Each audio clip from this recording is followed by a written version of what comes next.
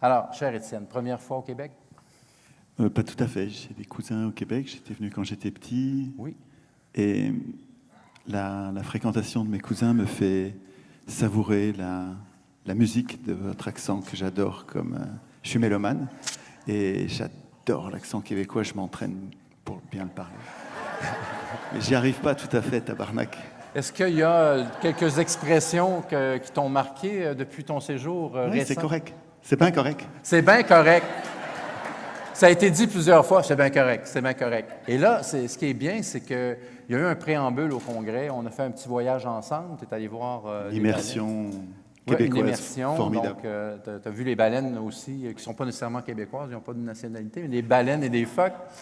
Et, Merci beaucoup pour ça. Ah, c'était vraiment Plein de bons moments et de rencontres. C'était des beaux moments, oui, pour tisser des liens, parce que l'objectif d'un congrès comme celui-là, c'est d'apprendre des choses, mais c'est de tisser des liens pour par la suite collaborer, parce que l'objectif, on l'a dit, c'est qu'on veut tisser des ponts permanents avec nos invités.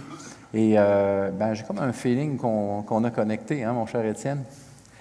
On va aller dans le vif du sujet, si tu veux. On a entendu... oui, est-ce que tu veux dire quelque chose avant? Oui, on peut partir de la chanson qu'on a écoutée, là. Imagine. Oui. Et on pourrait imaginer un monde meilleur qui serait mieux institué, où les pouvoirs seraient enfin contrôlés, où un pouvoir populaire serait enfin institué. On pourrait imaginer un monde dans lequel nous aurions prévu que les juges seraient jugés par d'autres que les juges, parce que c'est ça qui fait que les juges sont impunis. Si nous n'arrivons pas à avoir de justice, Lily en parlait, mais Carl Zero en parlait la semaine dernière avec la pédocriminalité. En fait, on n'arrive pas à obtenir justice en aucune manière parce que nous n'avons pas de puissance politique. Nous n'avons pas de puissance politique pour nous défendre, pour agir. Et on pourrait lister les points d'espoir, les points d'amélioration, les vraies solutions en utilisant le refrain imaginé. Intéressant. On peut faire ça si tu veux. Donc, si on imagine, une fois qu'on a imaginé, il faut avoir une façon de concrétiser cette imagination-là. Et on a participé le week-end passé à des ateliers constituants. Je croyais que c'était un exercice plutôt intellectuel, mais je me suis rendu compte que c'est un exercice d'échange, un peu comme le jardin auto-fertile, c'est un échange entre des gens qui veulent atteindre un objectif qui est un objectif commun, mais avec des approches différentes. Donc, il faut être à l'écoute lorsqu'on fait des ateliers constituants. Est-ce que tu peux nous expliquer c'est quoi un atelier constituant, cher Étienne? Un atelier, c'est pratique comme l'atelier d'un peintre. Il faut que ce soit le crayon à la main, on va écrire. Et constituant, c'est un atelier où on va parler de constitution, on va réfléchir à... Alors, constitution, c'est un mot technique qui n'est pas enseigné à l'école, alors qu'il devrait être enseigné, je pense, dès la maternelle. Et ensuite, on devrait continuer toute sa vie à travailler sur cette idée géniale, qui vient... Quand on vit dans des grandes sociétés, on va avoir besoin de représentants, on va avoir besoin de... Parce qu'on est nombreux, on va avoir besoin de confier des pouvoirs à certains d'entre nous. Et ces pouvoirs sont comme le pouvoir de légiférer, de décider des normes auxquelles nous allons consentir à obéir, le pouvoir de juger entre nos différends, le pouvoir de produire la monnaie dont nous allons avoir besoin pour échanger,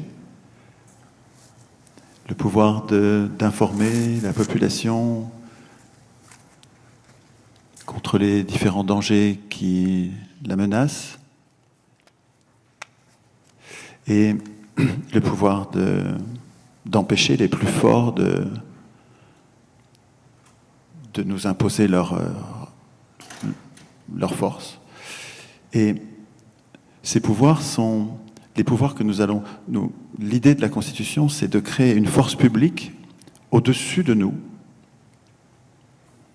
qui va être capable de produire des règles qui vont nous protéger contre la loi du plus fort. Il faut la puissance publique que nous instituons par la Constitution. Cette puissance publique, elle sert à empêcher la loi du plus fort. Il faut que les plus forts aient quelque chose à craindre. Si les plus forts n'ont pas quelque chose à craindre, ils vont exploiter les autres, ils vont être malveillants par rapport aux autres, ils auront le pouvoir de le faire. La puissance publique que nous instituons, elle sert à nous protéger des plus forts. Mais cette puissance publique, elle est donc nécessaire, utile, nous la voulons et nous la pensons, nous l'instituons, mais en sachant qu'elle est utile, mais aussi dangereuse. Il est très important que cette puissance publique ne tombe pas entre les mains de quelques crapules, crapule A, crapule B, crapule C, parce que si les plus forts arrivent à s'emparer de la Constitution, mais on a tout perdu, c'est double peine. Non seulement ils sont forts, mais en plus ils ont la puissance publique, ils ont pris le contrôle de la puissance publique. C'est double peine. Et en fait, pour que ces pouvoirs que nous instituons au-dessus de nous soient pas dangereux, on met au-dessus d'eux cette Constitution qu'on leur rend inaccessible. Et il faut que cette puissance publique, les acteurs humains qui font marcher cette machine qu'on nomme l'État, il faut qu'ils aient peur de quelque chose, et ce quelque chose, c'est le droit du droit. C'est le droit qui dit comment on va écrire le droit. Et ce droit du droit, cette Constitution, il est vital, essentiel, décisif, et jamais ça a eu lieu sur Terre encore. Hein. Il est décisif que ce ne soit pas la puissance publique, ce ne soit pas les hommes au pouvoir qui écrivent les règles du pouvoir, sinon ils n'en auront rien à craindre. Et c'est ça qui se passe partout sur Terre. Au Québec, vous n'avez pas de constitution, mais en France non plus.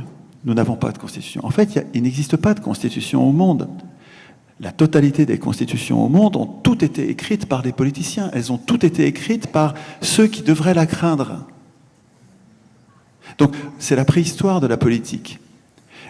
Pour l'instant, nous sommes dans un État, dans une situation, depuis 200 ans, depuis les révolutions bourgeoises, 1789, et puis le XVIIe siècle en Angleterre, nous sommes dans une situation intermédiaire où les populations du monde se sont fait voler le pouvoir littéralement par les grands marchands, et notamment les marchands d'argent, qu'on appelle les banquiers, on ferait mieux d'appeler les usuriers. Et donc ces gens-là ont pris le pouvoir au XVIIIe siècle, XVIIe en Angleterre, XVIIIe dans le reste du monde. Ils sont devenus constituants, donc ils se sont mis à dire... ils ont décidé qui décide, mais ils n'étaient pas légitimes pour le faire. Mais ils l'ont fait parce qu'on les a laissés faire. Ils ont décidé qui décide. Ils ont décidé qu'on allait élire les représentants, élire les législateurs, mais élire, c'est la procédure la plus violemment antidémocratique de toutes les procédures de désignation des représentants. Quand j'élis quelqu'un, je mets le nom de quelqu'un dans une urne et ce quelqu'un, j'accepte qu'il vote tout à ma place. Quand j'accepte d'élire, j'accepte de ne plus jamais voter. Voter, c'est décider. Et donc, depuis 200 ans, une bande, une gang, comment on dit une gang au mauvais sens du terme Un gang, c'est parfait. Un gang, voilà, c'est plutôt un gang qu'une gang. Un gang a pris le contrôle des constitutions, a mis en place l'élection et a pris le contrôle du pouvoir législatif, du pouvoir de produire les lois, du pouvoir de juger, des juges, du pouvoir de créer la monnaie. Ils se sont arrogés le droit, l'autorisation, parce que dans la Constitution, ils n'ont mis aucune interdiction d'acheter les médias, donc ils ont aussi acheté tous les organes de formation, d'éclairage de l'opinion. Les médias, c'est au sens large, hein. C'est bien sûr la presse, la radio, la télé, mais les médias, c'est aussi les agences de presse, les instituts de sondage, les instituts de statistique, les maisons d'édition, les agences de pub, le cinéma, ce qui leur a permis de faire ça, c'est qu'il n'y avait pas de texte pour leur interdire. Je fais des ateliers constituants depuis 20 ans, avec plein de gens très, très, très différents, évidemment, des milliers, des dizaines de milliers de personnes. Et nous écrivons tous, je peux vous dire, mon expérience, c'est que, qui que vous soyez, vous allez écrire des contre-pouvoirs, vous allez écrire un pouvoir populaire. Dès que vous allez vous mettre à y réfléchir, vous allez voir, vous allez vous mettre à penser les pouvoirs en les instituant et en les contrôlant. Ce qui va tout changer avec une constitution d'origine citoyenne, c'est que enfin, on va avoir une vraie constitution, donc on va instituer des pouvoirs dont nous n'aurons rien à craindre. Parce qu'on aura prévu tous les contrôles populaires qui permettent de garder la main et de les foutre dehors à coups de pompe dans le derrière quand on n'est pas content d'eux, les représentants. Donc les ateliers constituants, ça n'entraîne pas le passage à un monde meilleur tout de suite, parce que là, je n'ai pas de remède miracle, hein. Nous sommes dans une prison politique, nous sommes des prisonniers politiques. Nous avons été faits prisonniers par nos élus. En France, c'était en 1789, les élus se sont déclarés constituants et ils ont mis en place le gouvernement représentatif. Le gouvernement représentatif, c'est un régime politique antidémocratique, sciemment, volontairement. Ils ont décidé que le régime en France ne serait pas la démocratie. Et puis ils ont fait comme ça partout, pareil. Ils ont décidé que ce ne serait pas une démocratie. La France, qui n'est pas une démocratie, disait Sieyès, le père fondateur de la démocratie en France, enfin du gouvernement de la démocratie, entre guillemets, de la so-called. La France, qui n'est pas une démocratie, et la France ne saurait l'être, dans ce pays, le peuple ne peut parler, ne peut agir que par ses représentants. En fait, ces gens-là ont décidé de faire de nous des enfants. Et la procédure de notre dépossession politique, la procédure de notre infantilisation, c'est l'élection parmi des candidats qu'on peut aider. Si on peut les aider, ceux qui ont les moyens d'aider, c'est-à-dire ceux qui sont les plus riches, gagnent à tous les coups. Et c'est ça qui se passe partout sur Terre. L'élection, partout sur Terre, depuis 200 ans, donne le pouvoir aux riches. Bon, ça leur vend, parce qu'il faut qu'ils l'achètent, mais à un prix si dérisoire que c'est comme si on leur donnait. Alors qu'à Athènes, il y a 2500 ans, 200 ans de tirage au sort, c'est 200 ans du gouvernement, alors j'allais dire des pauvres, c'est pas les pauvres, c'est les 99%, c'est tous les autres. Donc on a un laboratoire pratique, 200 ans de tirage au sort, qui est la seule procédure démocratique, qui est la seule. Et vous avez 200 ans de gouvernement des pauvres où les citoyens, les 99%, votent leurs lois. Il y a des riches, mais ce n'est pas les riches qui votent les lois. Et puis on a un autre laboratoire, 200 ans de gouvernement représentatif, où on élit les représentants, et donc les riches ont les moyens de porter au pouvoir leurs créatures, et ça donne 200 ans de plutocratie, c'est-à-dire le régime dans lequel ce sont les riches qui dirigent pour les riches, par les riches. Et l'école républicaine nous conduit à adorer cette procédure de... Il ne faut pas que je dise de gros mots. Oh oui. Tu peux le dire. À cette procédure qui est la pire de toutes. Et à l'école, on nous apprend, et moi j'ai appris comme vous, j'ai appris que la démocratie, c'était l'élection. Mais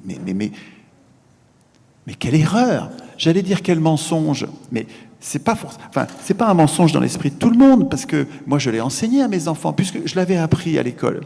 Mes parents me l'avaient dit, mes profs me l'avaient dit, les intellectuels me l'avaient dit, la télé le disait tout le temps, les journaux le disaient tout le temps, la démocratie c'est l'élection c'est la démocratie. Mais tu finis par le croire. Jusqu'au jour où j'ai réalisé. Mais donc, il a suffi que j'y réfléchisse pour réaliser et me transformer d'électeur en citoyen. Mais jusque-là, j'ai enseigné à mes enfants, j'ai enseigné à mes étudiants que la démocratie, c'est l'élection. Et vous, ce que je veux vous dire, c'est que ce n'est pas un complot où j'étais pas mal intentionné quand je faisais ça. Je le croyais. Mais quand vous suspendez votre jugement et que vous essayez, vous vérifiez, voyons, qu'est-ce que veut dire démocratie? Démocratie, c'est un régime politique dans lequel le démos, c'est-à-dire le peuple, exerce le kratos, le pouvoir de décider. En fait, c'est le peuple qui a la souveraineté. Une démocratie, c'est un régime dans lequel est instituée la souveraineté populaire, La souveraineté, c'est le droit de décider. Le souverain, c'est celui qui décide, qui n'a de compte à rendre à personne. Et la démocratie, c'est un régime dans lequel le souverain est la population. La population vote ses lois. Et l'école républicaine nous conduit à penser avec des mots qui sont à l'envers. Mais on ne peut pas penser à l'endroit avec des mots à l'envers. Nous devons remettre à l'endroit le mot constitution. Une constitution n'est pas une prison politique comme elle est aujourd'hui partout sur Terre. Une constitution, c'est une protection contre les abus de pouvoir. Nous avons besoin des pouvoirs et nous avons besoin de protection contre eux. Donc les pouvoirs doivent être contrôlés. Ils doivent être contrôlés, ils doivent craindre le texte qui est au-dessus d'eux, qui s'appelle la Constitution. Ils doivent le craindre, ils ne doivent surtout pas pouvoir y toucher. Ce n'est pas aux hommes au pouvoir d'écrire les règles du pouvoir. Il ne faut pas laisser les représentants écrire la Constitution. On va avoir besoin de représentants. Mais quand on réfléchit entre nous, entre les représentés, quand on y réfléchit, on réfléchit aux règles de la représentation. Les représentants n'existent pas encore. La Constitution, ce n'est pas un contrat entre les représentés que nous sommes et les représentants. Pas du tout, les représentants n'existent pas encore. La Constitution, c'est un contrat social entre les représentés qui avons plein de conflits. Hein. Je ne dis pas que c'est un monde de bisounours où nous nous entendons surtout, pas du tout. On a plein de conflits, on le sait bien, mais il va falloir décider. Et nécessité fait loi, sur un territoire, nous allons décider qui décide. Nous allons décider qui décide et comment il décide. Et quand on décide ça, les représentants n'existent pas encore. C'est à ce moment-là, dans ce moment qu'on appelle le moment constituant, où les représentants n'existent pas, qu'est passé le contrat social, pas forcément au sens de Rousseau, prenez-le au sens général du terme. C'est effectivement un contrat entre nous, les représentés, parce que nous avons besoin... Est-ce que nous avons besoin de représentants? Quand vous allez faire des ateliers constituants, vous avez à régler ces questions. Et vous allez voir que quand vous y réfléchissez, vous devenez un adulte politique. Vous allez sentir que toutes les discussions que vous aviez jusque-là, qui étaient des discussions législatives, étaient vaines, en fait. Vous le sentiez. Moi, je sens bien dans les discussions politiques. On discute de ce qu'il faudrait faire, mais on sait bien, dans notre fort intérieur, on sait bien que on n'est pas législateur, donc ce n'est pas nous qui décidons. Donc, en fait, nos discussions législatives ne servent à rien. On est dans une prison politique et on se bagarre sur la couleur de la peinture sur les murs ou sur ce qu'il faudrait faire si on était dehors, comme si nous étions libres dehors, mais nous ne sommes pas libres. Nous sommes dans une prison politique et aucun d'entre nous, pour l'instant, n'accorde d'importance à cet enfermement. Personne ne pense à l'évasion. On devrait être unis entre les gens de gauche, de droite, du centre, les abstentionnistes, tous. Au lieu de nous disputer et de nous bagarrer, de nous taper dessus. On est agrippé au barreau de la fenêtre de la prison en regardant dehors, en disant « il faut mener des politiques de gauche, il faut... » Sous-entendu, si nous étions libres, quand nous déciderons, il faudra mener des politiques de gauche. Et alors là, tu as les gars à droite qui sont au barreau aussi, c'est une grande fenêtre avec des grands barreaux, et puis ils te regardent, ils te disent « mais pas du tout !» Puis ils me mettent un coup dans le poing, ils disent « mais il faudra avoir des politiques de droite !» On se dispute dans la prison, dans la cellule, alors qu'on décide de rien. Mais c'est complètement con, on perd son temps, ça sert à rien, nos discussions sont stériles, excusez-moi, ça sert à rien de parler d'écologie alors que nous décidons de rien.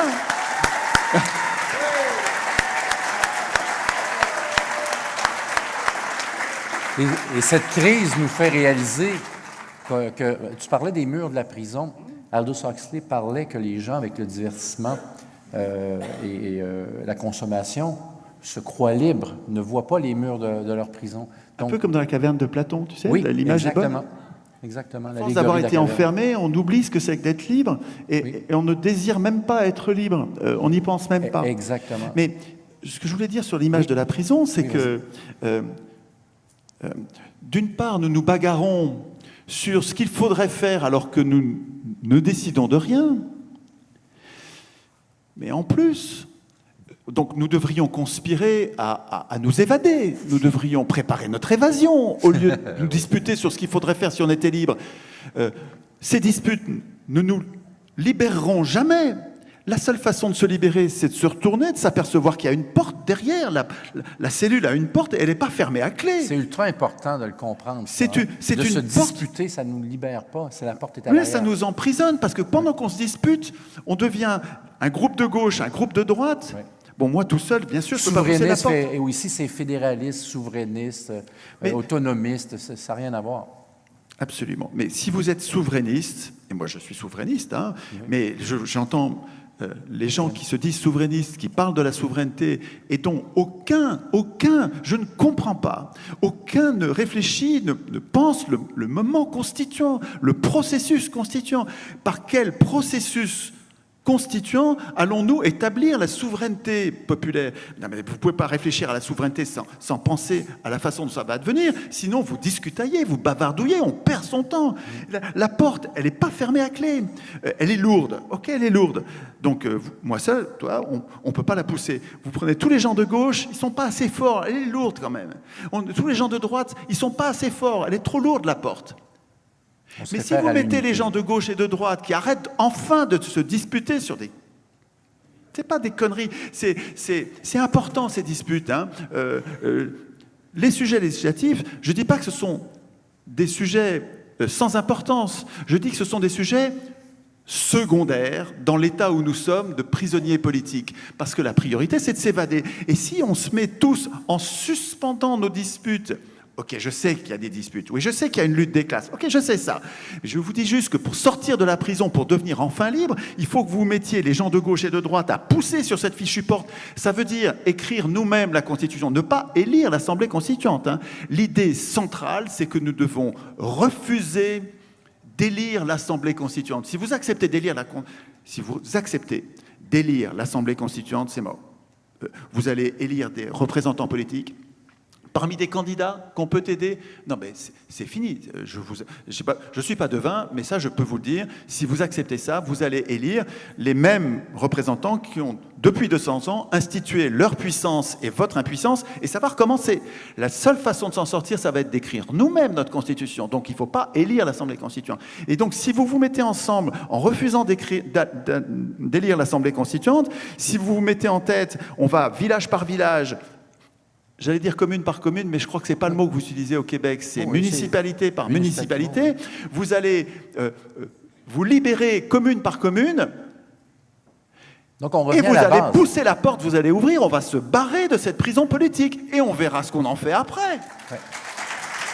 C'est intéressant parce que pour concrétiser tout ça, on a eu une discussion il y a quelques semaines sur la vision que le pouvoir devait revenir à la base, du bas vers le haut. Et la façon concrète de voir ça, c'est de s'unir dans nos communes, dans nos villages. Donc, on voit ça comme un peu comme une confédération de communes, si on collabore. Confédération de communes libres. Parfait. Donc, la différence entre une fédération et une confédération, on parle de décentralisation dans une confédération, n'est-ce pas? Oui, la fédération est une façon d'unir des États, mais qui donne au pouvoir central, au pouvoir fédéral, beaucoup de force et qui tenaille en fait les États fédérés. Alors que la confédération, c'est la différence en fait principale, respecte les États confédérés, et les États confédérés gardent en fait le pouvoir principal au nom d'un principe qui est essentiel et que nous devrions écrire dans notre Constitution, qui est la subsidiarité. La subsidiarité, c'est une façon de penser par laquelle le souverain protège sa souveraineté, et quand il délègue à des représentants qui sont censés l'aider, quand il délègue, c'est sous son contrôle sourcilleux et uniquement sur les domaines où il ne peut pas légiférer, où nous avons besoin d'être unis. Par exemple, les voies ferrées, chaque commune ne va pas gérer les voies ferrées. Il va falloir qu'on se réunisse entre nous et que ce soit notre confédération qui se charge de la gestion des voies ferrées dans le pays. Ce que j'avais commencé à vous dire, et puis en fait je suis obligé d'ouvrir des parenthèses pour resituer le cadre, mais ce que je voudrais vous dire, c'est la liste des sujets que vous devriez étudier quand vous allez devenir un adulte politique, c'est-à-dire quand vous allez devenir constituant, quand vous allez faire des ateliers pratiques qui vont préparer l'après-révolution.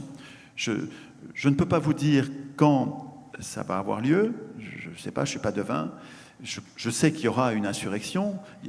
L'histoire des hommes, c'est l'histoire de nos insurrections, donc je n'ai pas de crainte là-dessus. Nous allons nous insurger. Par contre, si nous ne nous sommes pas préparés à l'avance à instituer tout de suite, au moment de la Révolution, si nous ne sommes pas préparés à instituer nous-mêmes sans élire l'Assemblée constituante, si nous ne sommes pas préparés à instituer le monde meilleur que nous souhaitons, on va se faire doubler par les voleurs de pouvoir au moment de la Révolution. Donc l'idée des ateliers constituants, c'est de préparer la Révolution et ne soyez pas tristes du fait que ça ne change pas les choses tout de suite. On sait bien que ça ne change pas les choses tout de suite, mais une victoire, ça se prépare. Et vous ne pouvez pas préparer l'écriture d'un monde meilleur en restant à rien faire. L'idée des ateliers, c'est de nous entraîner. Et les articles que vous allez écrire, vous me demandez souvent, mais qu'est-ce qu'on en fait de ces articles? Comment on fait pour qu'ils s'appliquent? Mais on ne les écrit pas pour qu'ils s'appliquent, c'est pas ça.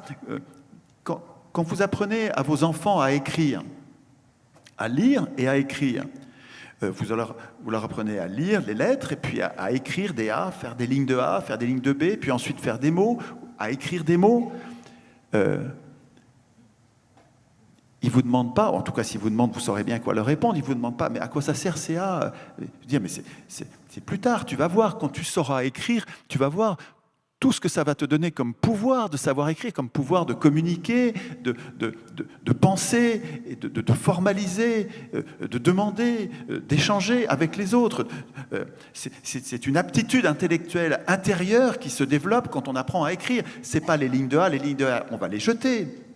On va peut-être en garder quelques-unes comme souvenir nostalgique, mais ce n'est pas les lignes de A qu'a écrites l'enfant qui va l'émanciper. Ce qui l'émancipe, c'est le fait de s'entraîner, de regarder sur son voisin. Ils sont vachement bien, tes B. Ah oui, attends, je vais les faire. Et donc on améliore. Quand vous allez regarder les articles écrits par les autres, les articles sur la monnaie, les articles sur le contrôle des juges. Tout à l'heure, Lydie disait, on n'arrive pas à obtenir justice. Bon, ben ça, c'est le diagnostic. Oui. Il n'y a pas de justice. OK. Mais ça suffit pas, quoi. Qu'est-ce que vous faites pour vous préparer à instituer vous-même une justice qui va fonctionner? Comment ce serait une justice qui fonctionne, selon vous? Je vous signale que les juges sont hors contrôle. Les juges se jugent entre eux, je vous disais tout à l'heure. C'est ce qui fait leur impunité depuis des siècles. Hein. On dirait qu'il y a comme une association de malfaiteurs entre les politiciens et les juges, de façon à ce que les uns ne punissent pas les autres n'inquiètent pas les uns. Et en fait, ils se protègent entre eux, mais c'est parce qu'il n'y a pas de pouvoir populaire pour les contrôler les uns et les autres. Nous avons besoin, alors probablement en France, mais je crois que ça existe aussi au Québec, nous avons des jurés populaires, qu'on appelle en France les assises, je ne sais pas comment vous les appelez au Québec, et aux assises, ce sont des citoyens tirés au sort qui jugent des crimes les plus graves, des infractions les plus graves qu'on appelle les crimes. Ils sont jugés par des citoyens tirés au sort. Donc ils sont capables, que l'on juge capables, que nous estimons politiquement capables de décider de la vie. Alors c'était la vie et la mort à l'époque où il y avait la peine de mort, mais ça reste l'enfermement à vie ou la libération. Donc c'est des choses très graves, hein. Et nous les confions à des jurés tirés au sort. Mais vous pourriez aussi bien confier à des jurés tirés au sort, on pourrait dire des chambres de contrôle tirées au sort, la charge et le budget, les moyens d'investigation, d'enquête, de surveiller les pouvoirs, de les surveiller, les pouvoirs qui sont si dangereux et qui sont pour l'instant complètement hors contrôle. Aujourd'hui, nous sommes à la merci de pouvoirs qui sont hors contrôle. Nous ne pouvons rien contre eux. Ils peuvent voter les lois les pires lois scélérates. On ne peut rien contre eux, rien. Là, Macron est en train de nous tirer dans la guerre. Il nous prend par les cheveux, il nous amène à la guerre. Mais on ne veut pas faire la guerre. Mais on n'a pas le moyen de lui résister. Mais avec une chambre de contrôle du président, une chambre tirée au sort, mais il y a longtemps qu'on l'aurait mis dehors à coups de pompe dans le derrière, hein. Des citoyens, un pouvoir populaire nous en a débarrassés.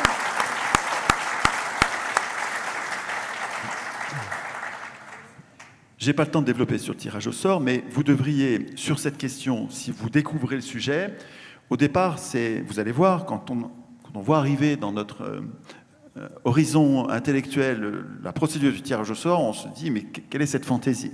On n'en a jamais entendu parler, ça paraît un peu presque amusant, tellement c'est n'importe quoi. Mais après 20 ans d'études, je vous signale que, et puis vous en ferez ce que vous voulez, mais vous devriez suspendre votre jugement, le temps d'y travailler un peu, parce que quand vous allez y travailler, vous allez vous apercevoir que le tirage au sort est la meilleure procédure qu'il nous faut. C'est la procédure qui va nous protéger contre tous les abus de pouvoir.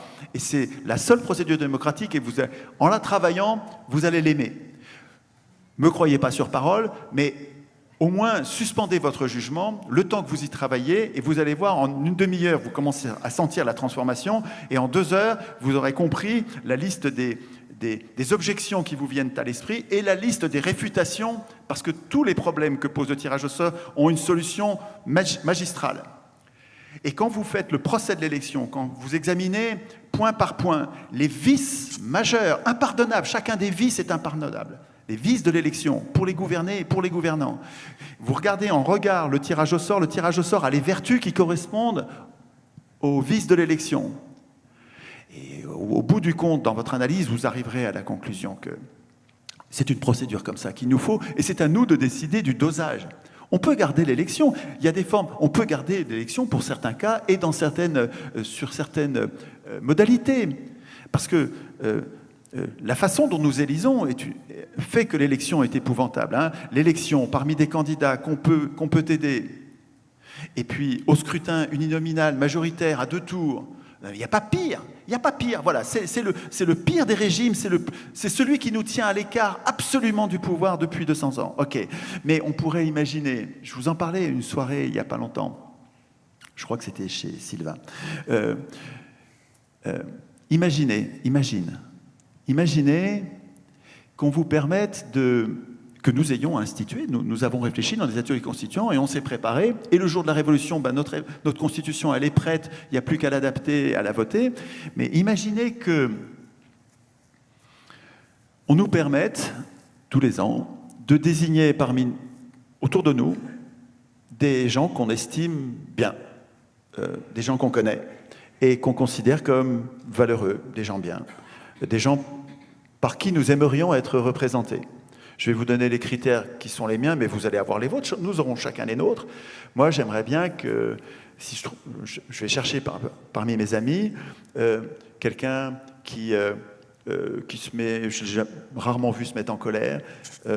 D'habitude, je l'ai beaucoup vu écouter les autres. Je l'ai souvent vu aider les conflits à s'apaiser. Il a des qualités de diplomate, il est patient. Je le vois lire beaucoup, ou même s'il ne lit pas, je le vois réfléchir et avoir un goût au bien commun, essayer de comprendre, de voir le point de vue des uns, le point de vue des autres. C'est un peu un avocat de toutes les causes, même les causes perdues, je l'ai vu essayer de défendre pour comprendre tous les points de vue et pas commettre d'injustice. Si je trouve des gens comme ça, et j'en connais autour de moi, je vais les désigner. Je sais bien qu'ils ne sont pas candidats. Les meilleurs d'entre nous ne sont pas candidats au pouvoir. Écoutez cette citation de Émile Chartier, un philosophe du XXe siècle dont je vous recommande la lecture des propos, notamment les propos sur le pouvoir. C'est un petit bouquin chez Folio, ça va vous coûter 4 piastres. Et puis, ce bouquin va vous suivre toute votre vie. C'est des propos, c'est 2 pages. Et ça se lit doucement, hein. Vous n'allez pas lire 4 propos d'affilée, vous allez en lire un, et puis vous allez le relire, et puis vous allez le ruminer, le méditer. Alain disait « Le propre de l'homme juste est de ne jamais vouloir gouverner les autres et de seulement se gouverner lui-même. Cela décide tout. Cela décide tout. Autant dire que les pires gouverneront. » Alors, Alain réfléchit dans le cadre du gouvernement représentatif, où nous élisons les décideurs parmi des candidats, donc des gens qui veulent le pouvoir. Donc on fait exactement le contraire de ce qu'il dit, puisqu'il dit les gens bien, en général, ne veulent pas le pouvoir. Et on donne le pouvoir à ceux qui le veulent, on élit, autant dire que les pires gouverneront. Mais si nous instituons nous-mêmes notre représentation, nous allons changer la technique, la procédure de désignation. Donc je reprends ce que je vous disais. Nous choisissons autour de nous des gens bien, que nous jugeons nous bien, puis on les connaît. C'est pas quelqu'un qu'on nous a décrit à la radio ou à la télé, c'est quelqu'un qu'on connaît, on vit avec, on vit près de lui, près d'elle, hein, évidemment. Ce que je dis n'est pas sexué, évidemment, on s'en fout. C'est des personnes. Nous les connaissons et nous les désignons. Combien on peut en désigner? C'est à vous de décider, mais on pourrait en désigner 2, 3, 4, mais vous pourriez dire, vous en désignez autant que vous voulez. Voilà, si vous avez la chance d'en connaître 10, ben dites-nous leur nom. Ils ne sont pas candidats, on sait. C'est justement pour ça qu'on les veut. Ok. Et imaginez que chacun d'entre nous puisse désigner, ça s'appelle des élections sans candidat, que nous puissions désigner des gens bien qui ne sont pas candidats, mais c'est eux qu'on veut. Ok. Et qu'ensuite, donc je ne sais pas combien ça, on ne l'a jamais fait, donc on ne sait pas ce que ça va donner, mais vous êtes 20 millions au Canada d'électeurs, c'est ça? 40, ou quelque chose comme ça 40 millions d'électeurs, ouais. Ça change. Ça va vite, hein, les ça immigrants vite, hein, beaucoup. 40 millions d'électeurs. C'est la revanche, avant c'était la revanche des berceaux, maintenant c'est la revanche de l'immigration Trudeau. Ok. Donc imaginez, on est 40 millions et on désigne librement des gens. Alors il y a des personnes qui sont repérées comme des gens bien par plusieurs personnes et donc on ne va pas avoir des dizaines de millions de gens bien. Vous allez avoir, je ne sais pas, peut-être 1 million de gens bien, peut-être 2 ou 3 millions, on verra. Et imaginez que ce groupe, cette espèce de grand réservoir de gens jugés bien, jugés librement bien, on tire au sort parmi eux pour les différentes fonctions dont nous avons besoin. Vous avez une élection, mais ça va donner des résultats extrêmement différents de ce que nous avons aujourd'hui. Vous allez avoir une véritable aristocratie, mais au sens strict du terme, au sens réel, au sens loyal du terme. Vous allez avoir les meilleurs. L'aristocratie héréditaire, ça n'a rien à voir avec l'aristocratie. C'est une escroquerie, hein, parce que les enfants des meilleurs, ce n'est pas forcément les meilleurs. Hein, et donc, les enfants des enfants des enfants, l'aristocratie héréditaire, c'est du foutage de gueule. Mais l'aristocratie, la désignation libre des meilleurs parmi nous, ça c'est quelque chose qui pourrait être... Nous pourrions défendre cette idée-là. Donc, ce n'est pas la démocratie. C'est une aristocratie, mais véritable, et qui serait sous contrôle démocratique. C'est-à-dire que le processus qui a choisi cette procédure aristocratique, le processus, lui, il est démocratique. C'est-à-dire que c'est nous, démocratiquement, qui décidons du type d'aristocratie, de la procédure aristocratique, vraiment aristocratique que nous voulons, et puis, bien sûr, vous allez voir que quand vous allez l'instituer, vous allez instituer les contrôles populaires qui permettent de vérifier qu'on ne s'est pas trompé, quoi. Hein. Quand on s'aperçoit qu'on pensait avoir élu et tiré au sort quelqu'un de bien, et puis qu'on s'aperçoit que c'est un affreux, parce que la crainte que vous allez avoir avec le tirage au sort, c'est de tirer au sort un salaud ou un idiot, un malhonnête ou un abruti, un ou une. Hein, une fois de plus, c'est pas sexué ce que je dis. Mais donc, ce qui va avec le tirage au sort, quand vous allez penser le tirage au sort, quand vous allez imaginer la désignation de représentants par le tirage au sort, vous allez, et c'est bien, vous allez avoir peur des erreurs. Et donc, mécaniquement, je n'ai pas besoin que ce soit moi qui constitue. Si c'est vous qui constituez, même si aujourd'hui vous n'avez pas encore réfléchi à la question, j'ai confiance en vous, parce que ça fait 20 ans que je vous vois vous transformer dans les ateliers constituants. Je sais que vous allez instituer non seulement le tirage au sort, et comme l'avaient fait les Athéniens, hein, vous allez instituer aussi les contrôles des tirés au sort. Vous allez les contrôler avant le mandat. Ça s'appelait la docimasie. Ça consistait à vérifier qu'on était tirable au sort. Et à Athènes, il ne donnait pas... Pour qu'on puisse être tiré au sort, il fallait qu'on s'occupe bien de ses parents. On disait, si tu n'es pas capable de t'occuper de tes parents, tu n'es pas capable de t'occuper du bien commun. Oui, Daniel de Saint-Hilaire s'occupe de sa mère. Hein? Donc, ça ferait un bon candidat. 94 ans. Hein? Mais réfléchissez, parce que nous pourrions prendre ce critère-là, mais on pourrait en prendre d'autres. Quels sont les critères de la docimasie? On pourrait l'appeler docimasie, ce serait un clin d'œil à nos ancêtres d'il y a 2500 ans. Mais donc cet examen, ce n'est pas vraiment un examen d'aptitude, parce que la démocratie, c'est considérer que c'est postuler, c'est décider que nous sommes tous égaux politiquement. On sait bien qu'on n'est pas égaux intellectuellement, en force, qu'on n'est pas égaux en âge, en richesse. On sait bien qu'on est inégaux, mais on décide. La démocratie, on décide qu'on est égaux politiquement et que nous allons co-décider. La démocratie, ce n'est pas la liberté d'expression. La démocratie, c'est la décision, c'est le droit de décider. La démocratie, c'est la souveraineté. Vous ne laissez pas enfumer en vous disant la démocratie, c'est la liberté d'aller et venir, c'est le droit de parler. Pas du tout, la démocratie, c'est pas ça. La démocratie, c'est le droit de décider. Nous votons nos lois. Et on pourrait décider donc que nos représentants, ceux que nous avons soit tirés au sort, soit ceux que nous avons élus librement parmi des non-candidats. Donc. Et puis ensuite, tiré au sort, nous pourrions décider que, je vais vous décrire un processus législatif original, nous pourrions décider que, c'est original, c'est pas très original, c'est comme ça qu'ils faisaient à Athènes, hein, les tirés au sort à Athènes ne votaient pas les lois, bien sûr. Les Athéniens avaient institué le tirage au sort pour protéger leur souveraineté de citoyens. Et le fait de tirer au sort leurs représentants gardait les représentants à leur niveau de citoyens, c'était des pairs, P-A-I-R-S. Ils n'étaient pas juchés au-dessus des autres par l'élection, ils étaient cantonnés au niveau général par le tirage au sort, et les tirés au sort ne votaient pas les lois. Les tirés au sort préparaient les lois, parce que les citoyens n'avaient pas le temps, puis on est trop nombreux, donc il y avait 500 personnes qui étaient tirées au sort, qui préparaient les lois, et puis qui venaient ensuite les présenter. Donc l'Assemblée élus sans candidat, que nous avons tiré au sort, parmi lesquels nous avons donc tiré au sort, nous pourrions leur confier la tâche de préparer les lois. Alors là-dedans, dans l'Assemblée, il va y avoir des gens qui sont pour la loi, ils sont majoritaires, et puis des gens qui sont contre la loi, ils sont minoritaires, mais ensuite ils viennent nous présenter à la télé, sur la chaîne du référendum, avec des médias dont nous aurions repris le contrôle.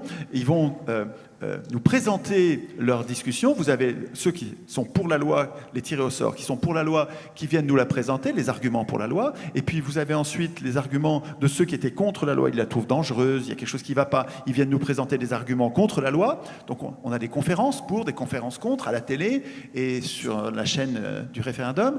Et puis on les voit aussi s'empailler, on les voit se disputer. La démocratie, c'est la mise en scène des conflits, hein, c'est super important ça. Mise en scène des conflits pour éclairer l'opinion. Donc nous les voyons se disputer. En les voyant se disputer, on a mieux conscience des enjeux, des difficultés, des paris, des risques, des enjeux, c'est-à-dire à gagner et à perdre de la loi en question. Et après avoir ainsi éclairé notre opinion, à nous les citoyens, les tirés au sort, nous laissent voter. Et c'est à nous, donc par référendum, nous allons voter les lois. C'est ça la démocratie. Et ne me dites pas, il y a trop de lois, c'est trop compliqué.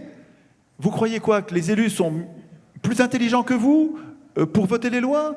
Mais vous croyez quoi? Ils ne sont pas plus intelligents que vous du tout. Vous trouvez que c'est les meilleurs que vous avez élus? Enfin, c'est une blague. Alors, il y a peut-être quand même...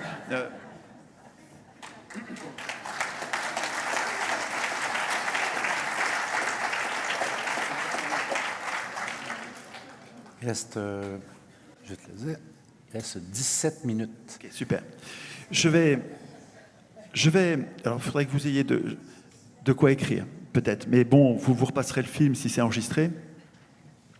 Je vais vous lister les sujets de conversation constituante à ne pas rater.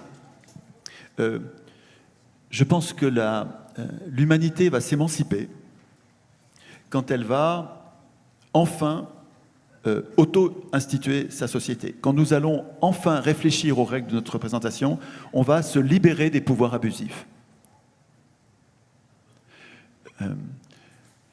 Dans nos ateliers constituants, il faut faire attention à ne pas dériver vers des sujets législatifs. Nous sommes habitués aux sujets législatifs, nous ne faisons que ça. La télé ne nous parle que de sujets législatifs, où on se dispute les uns les autres, comme je vous disais. Mais vous allez voir, dans un atelier constituant, dans une réflexion constituante, on se dispute beaucoup moins. Parce qu'on ne va pas décider sur les sujets où nous sommes en conflit, on va décider comment on va décider. Donc ça, c'est beaucoup plus consensuel, vous allez voir, il y a beaucoup moins de disputes. Vous aurez quelques disputes sur, par exemple, qu'est-ce qu'on fait avec les étrangers, quand est-ce qu'on devient citoyen. Vous allez voir, c'est pas facile de décider sur la sécession, le droit de sécession. Je vais y revenir quand je vais vous parler des sujets. J'aimerais juste te poser la question. Est-ce que la Constitution, selon toi, est un document purement législatif, légal ou politique? Ah oui, purement politique, oui, mais pas législatif du tout. Faites attention, oui. C'est important, hein, parce que les avocats, souvent, on les aime, mais vont s'approprier le fait de dire, nous, on connaît ça. Mais pas seulement les avocats, les profs de droit constitutionnel, les juristes, en fait.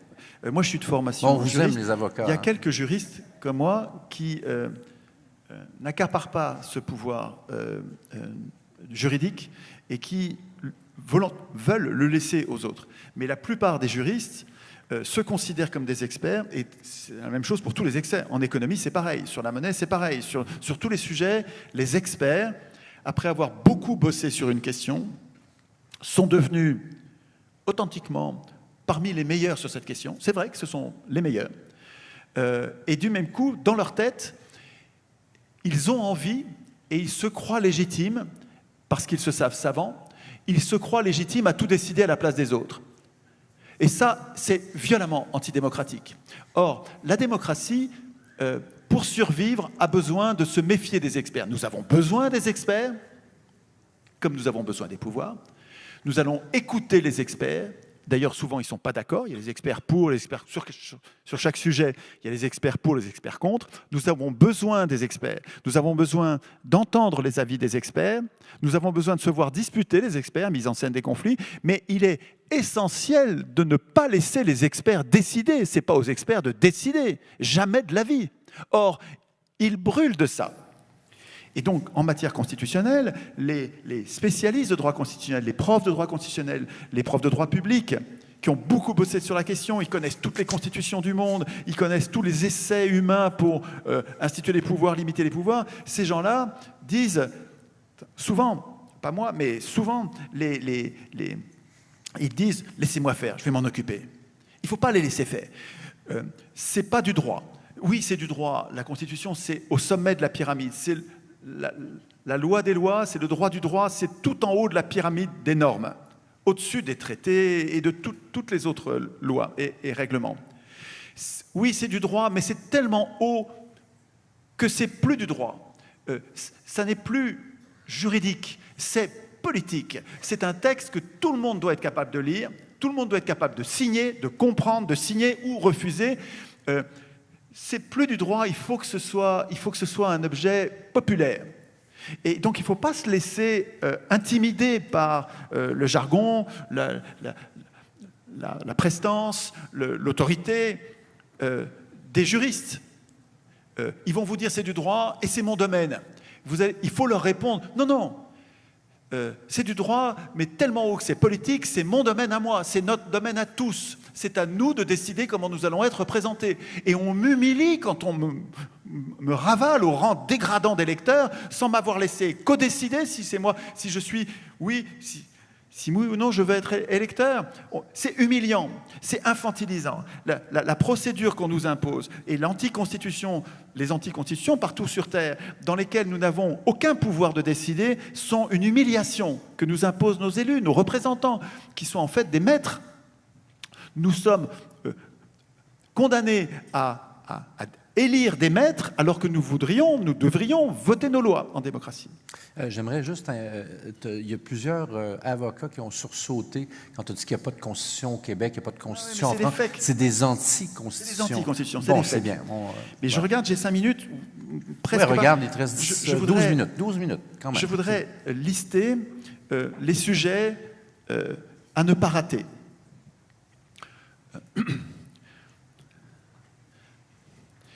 Les enjeux d'une constitution, c'est ce qu'il y a à gagner et à perdre.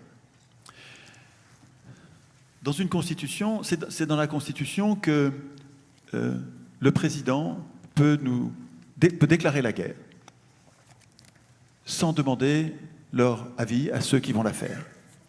C'est pas lui qui va aller se faire trouer la peau, c'est nous, et on n'a pas voix au chapitre. C'est dans la Constitution que Macron peut déclarer la guerre. Mais c'est dans une Constitution qu'on pourrait lui interdire. C'est dans la Constitution que Macron peut nous effrayer. Macron, vous avez compris, c'est un personnage conceptuel, je m'en fous de Macron. Hein. Macron, c'est la dernière crapule en date, c'est la pire, hein, probablement, depuis 50 ans, mais c'est une crapule qui sera remplacée par une crapule pire encore. Et je me fous de Macron, je me fous du tyran, je m'occupe de la tyrannie. Hein.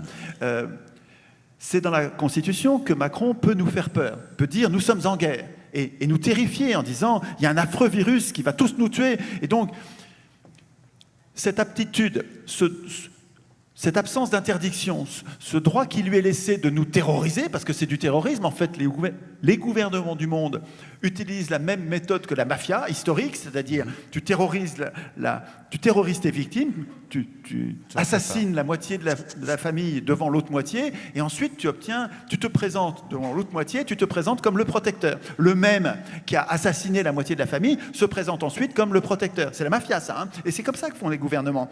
Ils nous terrorisent et après ça, ils se présentent comme le protecteur en échange de notre docilité. Mais c'est la Constitution qui lui permet de faire ça.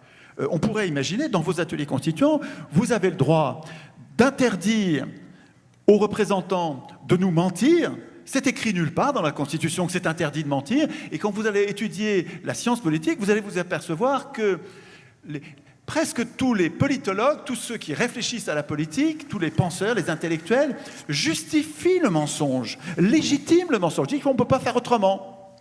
Ben réfléchissez-vous et décidez, c'est à vous de décider. Est-ce que vous acceptez, est-ce que vous voulez, j'en bégaye tellement, je suis outré, est-ce que vous trouvez légitime qu'on puisse mentir impunément? Mais vous pourriez très bien dire, atelier constituant, je démarre, il est interdit aux représentants de mentir. Vous pouvez parler en termes simples.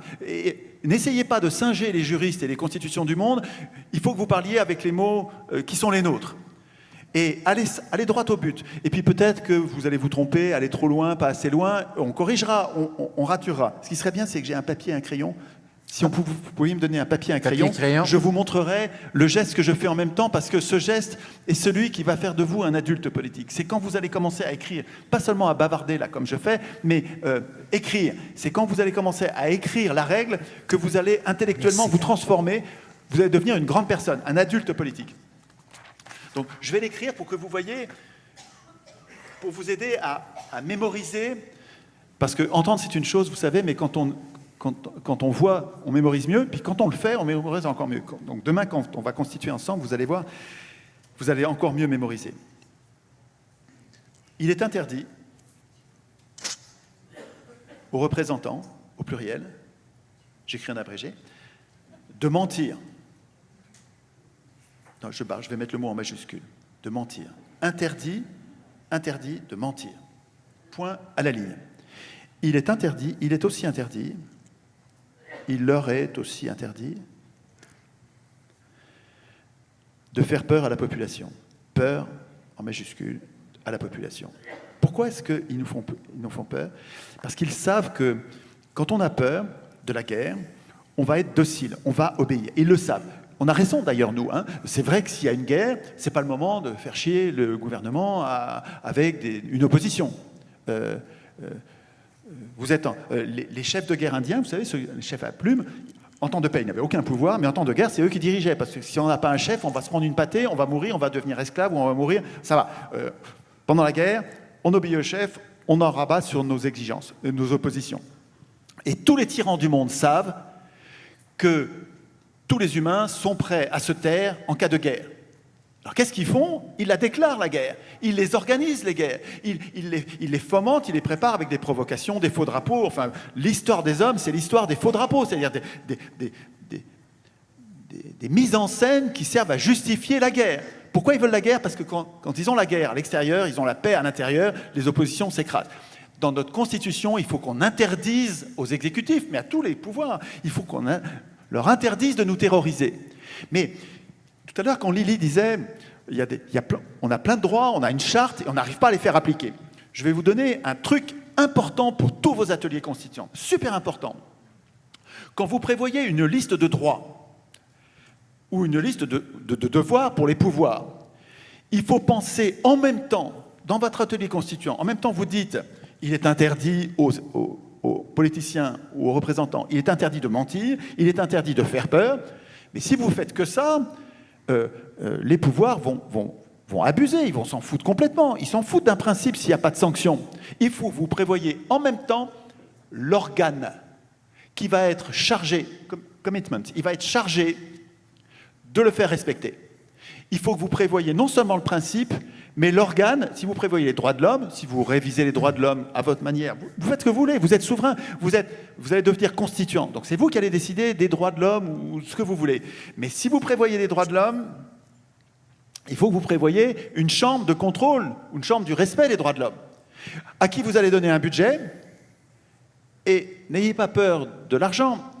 Ailleurs dans la Constitution, on va reprendre le contrôle de la monnaie aux usuriers, et donc on ne va pas manquer d'argent, on est pété de thunes. On a tout ce qu'il faut pour assurer tous les services publics et tous les organes dont vous allez avoir besoin, vous allez pouvoir les financer. Donc ne vous laissez pas intimider par « Mais monsieur, comment allez-vous financer tous ces projets, comment allez-vous les financer? Vous êtes un démagogue !» Laissez-moi tranquille, on a repris le contrôle de la monnaie, nous allons financer tout ce dont nous avons besoin. Et donc, L'organe de contrôle du mensonge et du terrorisme politicien, l'organe de contrôle, on va l'appeler, il faut lui donner un nom, on va l'appeler la chambre de contrôle des pouvoirs. Et cette chambre, vous lui donnez un budget, donc des ressources humaines, je ne devrais pas dire ressources humaines, je déteste cette expression, vous avez donné des agents, des représentants. Des richesses humaines. Des richesses humaines. Ah, c'est bien ça. C'est beau, hein? Oui, c'est beau ça. Avec l'accent québécois, c'est toujours avec le nez, hein? Les richesses humaines. Richesses humaines. Vous allez donner à cette chambre des pouvoirs d'investigation, des pouvoirs d'enquête. Ils vont pouvoir aller dans les arcanes des pouvoirs menteurs et des pouvoirs terroristes. Et puis, vous allez lui donner une autorité pour juger et pour punir. C'est-à-dire que vous allez mettre au-dessus des pouvoirs, pour n'en avoir rien à craindre, vous allez mettre au-dessus d'eux un organe qui sera capable de surveiller et punir. Ça n'existe pas, ça. On a un conseil constitutionnel, c'est une blague, c'est une bande de vieux grigous politiciens qui sont les complices des gredins. Donc, il n'y a rien à attendre. Il faut un pouvoir populaire. Donc, et vous allez avoir besoin de ce pouvoir populaire. Alors, dans vos ateliers constituants, vous allez avoir à vous poser la question. Il te reste environ 5 minutes. Non, mais il faut que j'aille vite. Mais là, j'ai dit beaucoup de choses déjà. Hein. Vous allez avoir besoin, dans votre constitution, il va falloir que vous réfléchissiez à répondre à ces questions. Est-ce que je veux être représenté? Est-ce que je veux des représentants? C'est pas sûr, c'est à vous de décider. Si vous voulez des représentants, vous pouvez décider de voter les lois vous-même. Si vous voulez des représentants, comment vous allez les désigner? Élection ou tirage au sort? Élection, quelle élection? Élection sans candidat? Okay. Quel mode de scrutin? Uninominal, majoritaire à 2 tours, cette saloperie, ou bien jugement majoritaire? Vous chercherez sur Internet jugement majoritaire. C'est un mode de scrutin magnifique qui nous permet, au lieu de donner toute notre voix et donc d'abdiquer toute notre souveraineté sur un nom, et en ne donnant rien aux autres, le jugement majoritaire permet de dire, d'apprécier, de porter un jugement sur chacun des candidats. Donc c'est un seul tour, et puis on dit, lui, il est formidable. Lui, ouais, j'aime bien, comme ça. Vous lui donnez un jugement, pas mal. Lui, j'ai super peur. Lui, j'en veux surtout pas. Vous lui donnez des points négatifs, moins 12 à lui. C'est comme une évaluation par candidat. C'est une évaluation, et à un tour, et ça ne donne pas du tout les mêmes résultats que les autres modes de scrutin. Donc, si vous choisissez d'être représenté, comment vous allez désigner les représentants? Quel mandat vous allez leur donner? Est-ce que vous voulez des maîtres, comme aujourd'hui, qui décident tout à votre place et qui vous traitent comme des enfants, qui vous traitent comme des incapables? Ou bien est-ce que vous voulez des pairs, des gens qui vous ressemblent et puis qui vous servent, qui vous aident en préparant les lois, puis c'est vous qui allez les voter? Et c'est vous qui décidez du mandat que vous donnez. Je pourrais développer, mais je n'ai pas le temps. C'est vous qui... Pardon, je suis trop long. Ah, c'est bien, il respecte le temps, c'est bien ça. Vous allez décider comment vous les contrôlez, comment vous les surveillez, et comment vous les punissez quand vous trouvez qui déconne. Donc ça va être en général des chambres de contrôle. Chambres de contrôle tirées au sort. Mais chambres de contrôle, c'est 200 personnes. Hein, donc c'est... oui, quand on tire au sort, on court le risque de tirer au sort un abruti ou un salaud. Je sais, d'accord. Mais si vous tirez au sort 200 personnes, vous n'allez pas tirer au sort 200 salauds ou 200 cons. Ça va. Alors, si vous avez cette vision-là de l'humanité, c'est que vous n'êtes pas démocrate. Bon, voilà. Mais, bon, donc, quel contrôle, quel pouvoir populaire allez-vous instituer pour contrôler les pouvoirs? Et puis, il faut vous demander comment est-ce que vous allez garder la main? Comment la population, qui est en train d'instituer sa puissance, là, on est en train d'instituer une démocratie. On blablate sur la démocratie, mais la démocratie, ça s'institue. Si vous ne l'instituez pas, personne n'instituera à votre place. Si vous attendez que les élus instituent la démocratie, vous allez attendre longtemps, ça n'arrivera jamais. Si vous attendez que les puissants, les dominants du moment instituent la démocratie, ça n'arrivera jamais. Il n'y a que vous pour le faire. Il n'y a absolument que vous.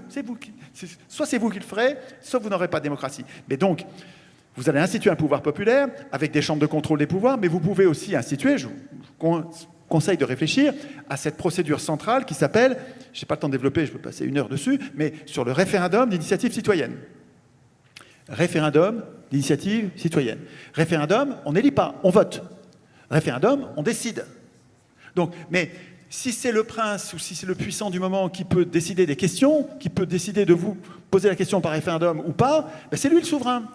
Référendum d'initiative citoyenne, c'est nous qui décidons des sujets qui sont importants, et ensuite on vote, c'est-à-dire qu'on décide sur des sujets importants. Donc ça, le RIC, c'est la procédure de la souveraineté populaire, même en milieu représentatif. C'est la procédure qui va nous donner le pouvoir de nous défendre. Et c'est le RIC en toute matière, évidemment. Il n'y a pas de garde-fous. Les fous, c'est nous. Donc il n'y a pas de garde-fous. Les garde-fous, c'est un mot de représentant. C'est un mot d'élu. Penser aux garde-fous. Ce qui est intéressant, Étienne, c'est que ça existe en Suisse. Oui. Alors, ils ont pas...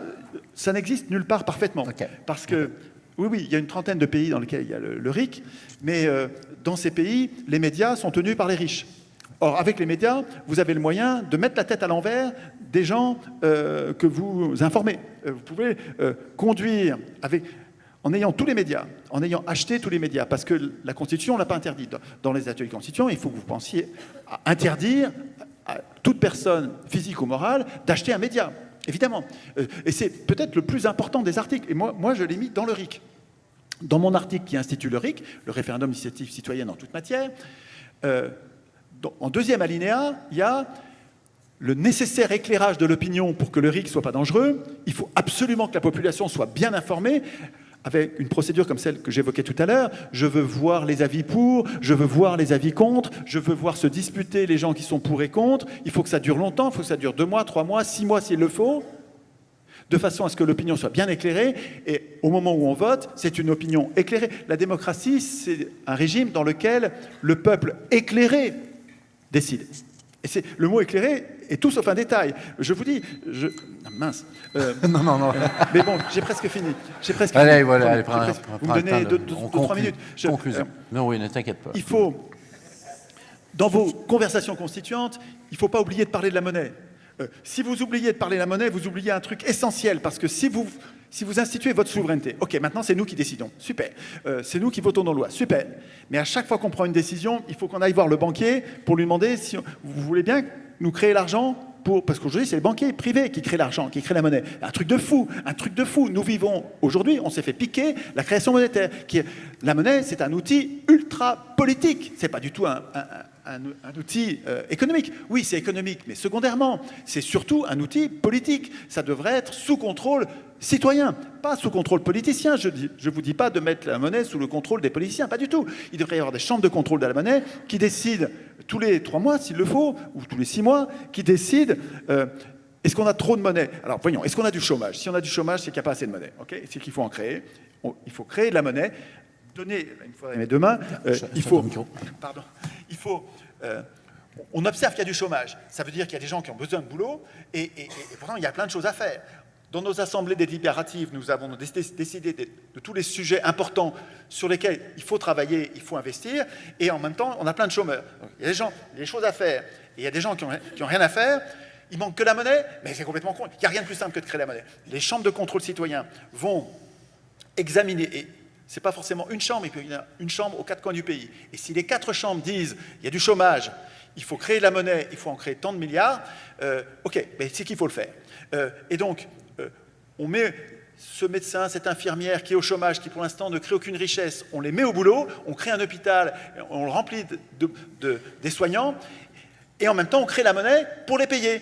La monnaie, c'est des certificats de travail. Et donc, ils travaillent, ils créent de la richesse et on crée la monnaie en échange, ça n'est pas inflationniste. Ça n'est pas inflationniste. Ce qui est inflationniste, c'est ce que font les banques centrales, les soi-disant les bandits en costard, là, qui se prétendent compétents et responsables, qui créent des milliers de milliards et qui les distribuent sans contrepartie à leurs copains. Ça, c'est inflationniste. Mais ce que nous allons faire sous contrôle citoyen, je vais vite parce que je sais que j'ai pas de temps, pardon, ça me fait déparler, mais je veux tenir 8 heures sur la monnaie, donc 8 secondes, c'est compliqué. Non. Mais donc...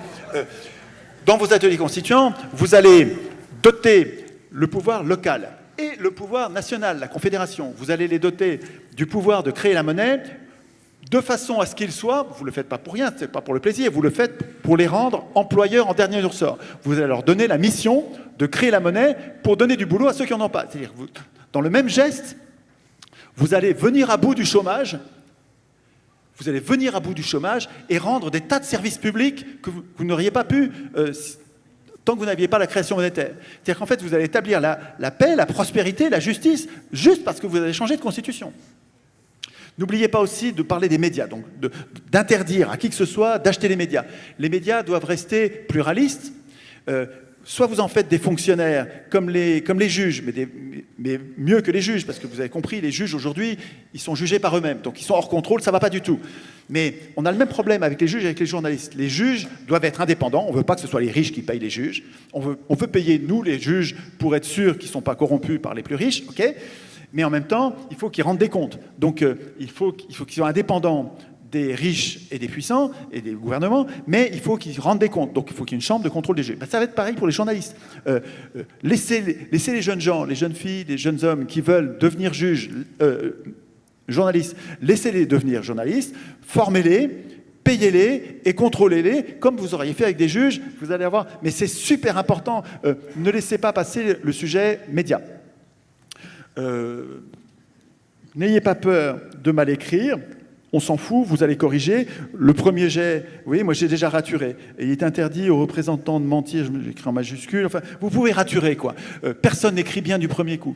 Vous allez avoir tendance à avoir peur d'écrire parce que vous vous dites, je ne sais pas par où commencer. Ben, je vous ai dit par où commencer. Donc là, maintenant, vous avez une espèce de fil d'Ariane. Vous me dites, j'ai peur de mal écrire. N'ayez pas peur de mal écrire. Vous croyez que quoi, que les élus écrivent bien du premier coup? Mais c'est une blague. D'abord, c'est pas eux qui écrivent, ils le font écrire. Et n'ayez pas peur de mal écrire.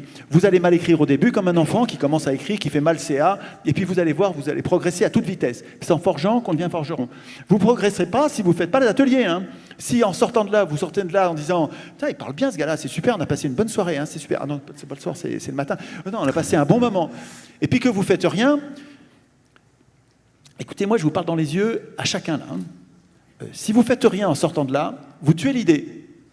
Alors, si vous ne la trouvez pas bonne, c'est pas grave. Mais si vous trouvez l'idée bonne et que vous ne faites rien, c'est vous qui tuez l'idée. Hein, parce que je ne suis pas un sauveur, hein, c'est pas moi qui pourrais changer le truc. Hein, c'est vous qui allez contaminer vos voisins et il faut leur parler de façon à ce que nous soyons très nombreux. C'est quand on va devenir très nombreux à devenir constituants, devenir des adultes politiques, que ça va tout changer et enfin on va avoir un monde meilleur. Et on va parler de commitment maintenant. Josiane Roy nous a inventé le nom du comité qui va suivre le congrès. Donc, demain après-midi, on se retrouve pour parler pour faire un atelier constituant. Oui, donc le groupe de l'ACCQ, l'Association des constituants du Québec. Hein?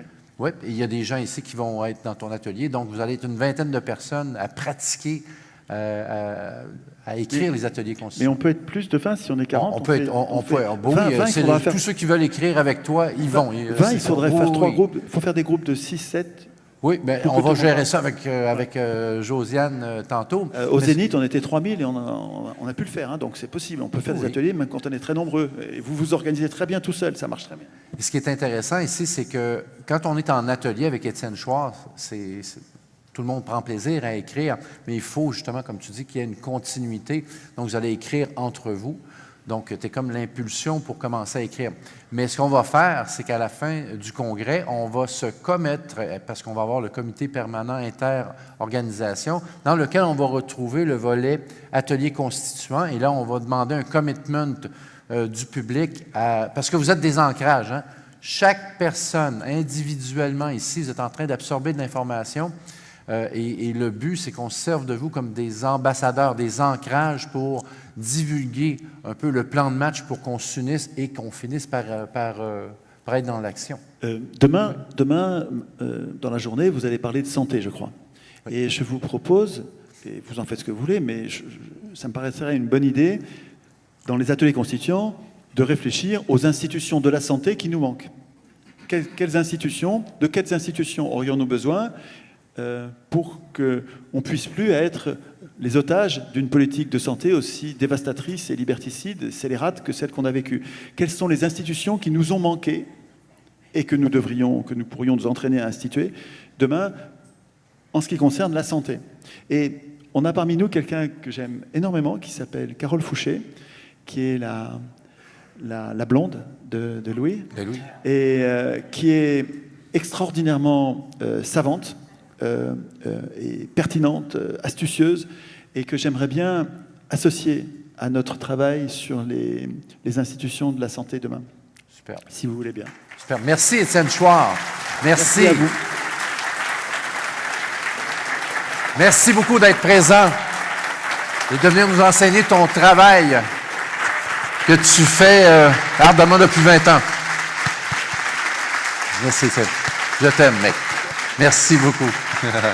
On espère que tu passes du bon temps au Québec. All right. Merci.